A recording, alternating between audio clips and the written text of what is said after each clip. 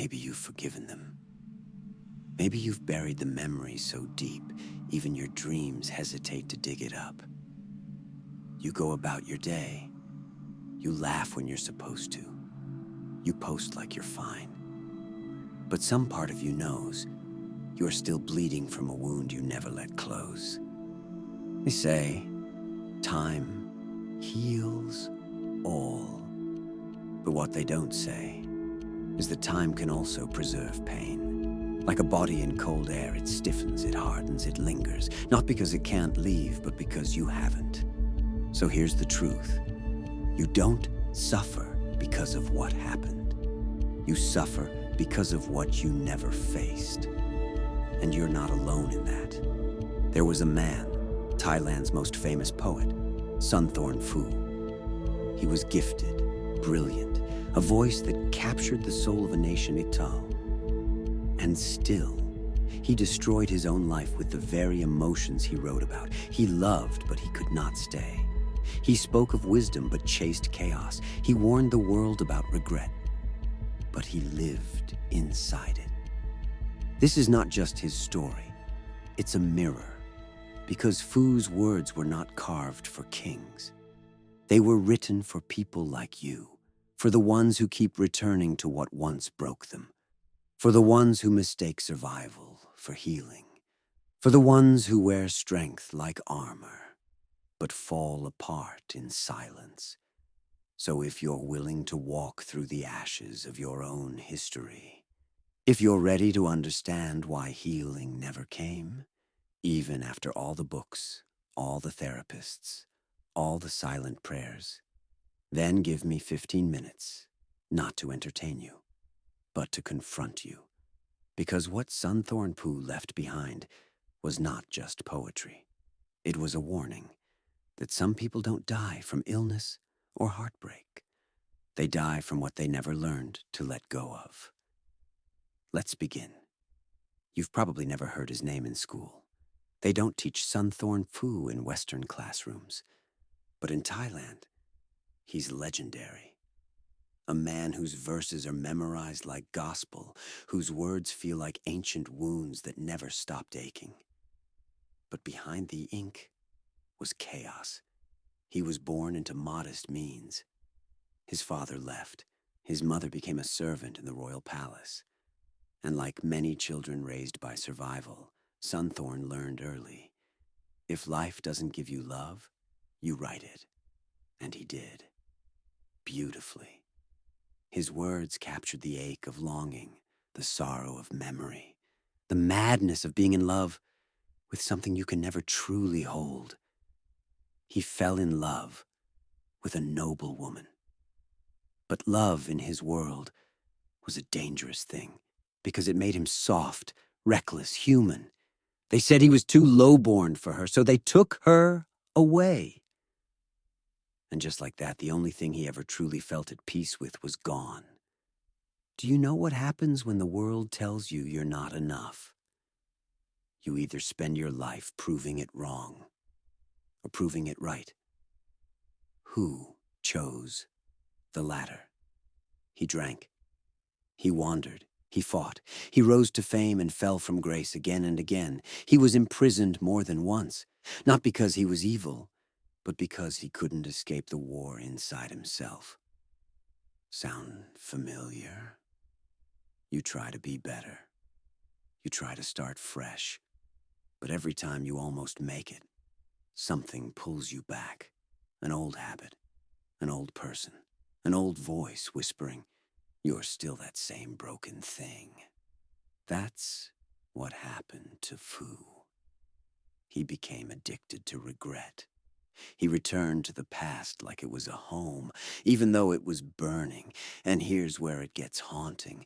The very emotions that ruined him are the ones he captured best. His poetry was a roadmap through the underworld of the human soul. He wrote not like a man who had healed, but like one who knew the terrain of pain so well he could draw it with his eyes closed. He didn't run from his shadow, but he didn't integrate it either. He just lived in it. You ever notice how some of the wisest people are the ones who suffer the most? They give the best advice. They know what to say when you're on the floor. They see through everyone's lies, except their own. They sound like healers, but they're bleeding behind the curtain. Sunthorn Phu was one of them. He wrote about love but broke every heart that touched his. He warned about pride but couldn't let go of his. He dreamed of peace but lived in chaos. That's the paradox of the wounded sage. They know the truth, but they don't follow it. And maybe that's you too. You've read the books. You've done the inner work. You know what needs to be done. But when the pain comes, when the past whispers, when the wrong person returns, you go back. Not because you're weak, but because part of you is still trying to rewrite a story that already ended. Part of you thinks, if I can just do it differently this time, maybe it won't hurt. But it does. It always does. Because you're not healing. You're rehearsing pain, hoping one day it'll feel like closure. This is the curse of never healing. It's when you learn how to live with the wound instead of letting it go. You decorate it, quote it, turn it into poetry, but you never release it. Sunthorn Phu did this with his entire life. He turned his regret into art, and the world applauded. But applause doesn't make you whole. Fame doesn't make you free. Sometimes it just makes your cage prettier. So, I need to ask you something, and I want you to answer it with brutal honesty. Have you healed? Or have you just adapted to your pain so well that you no longer recognize it as pain? Because there's a difference, and that difference is everything. There's something nobody tells you about pain. It's comfortable. Not at first. At first it burns. But then slowly it becomes familiar. Predictable. Safe in a twisted way. And the brain loves what it knows. Sunthorn Phu didn't keep returning to heartbreak because he enjoyed it. He returned because it was home. Not the kind that holds you. The kind that haunts you. He knew how it would end. He knew it would hurt. But at least he understood that hurt. And when you've been wounded long enough, predictable suffering feels safer than uncertain peace. You do this too.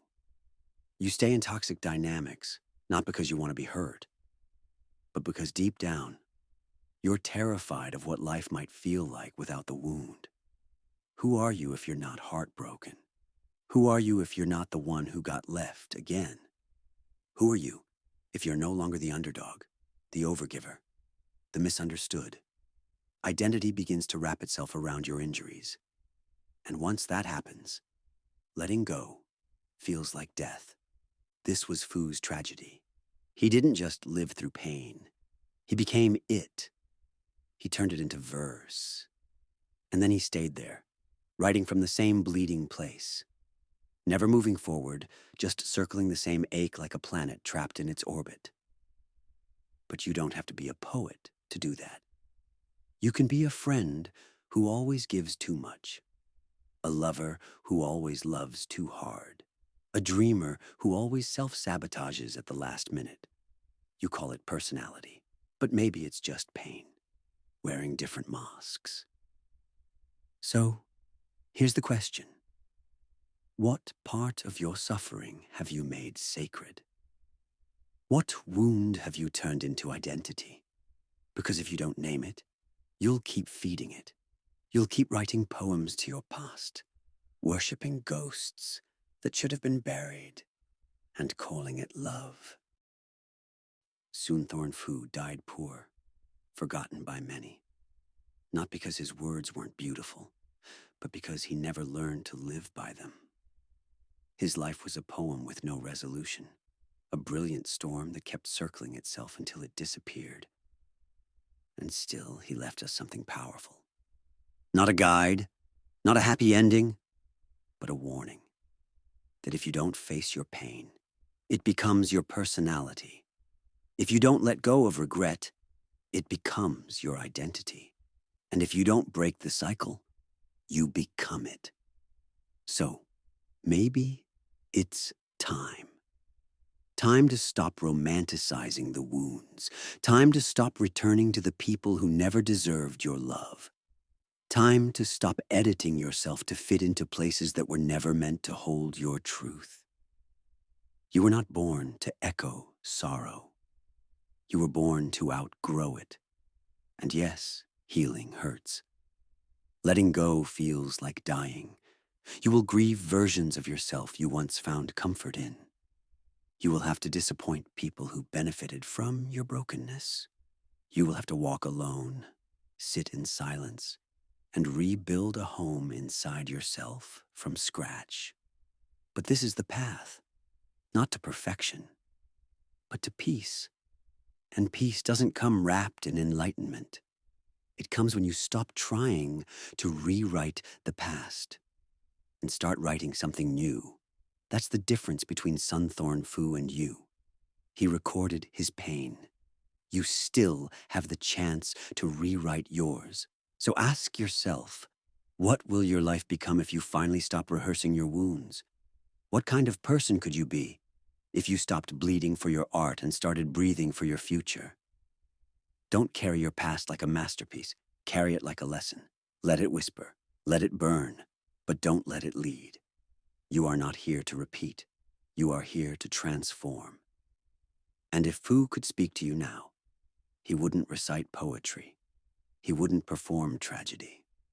He'd look you in the eye and say, don't live like I did. Don't wait until your wisdom becomes your prison. Use it now and walk away while you still can. If this video reached something inside you, if Sunthorn Phu's life felt like a mirror, don't let the feeling fade. Write one thing below that you know you need to release.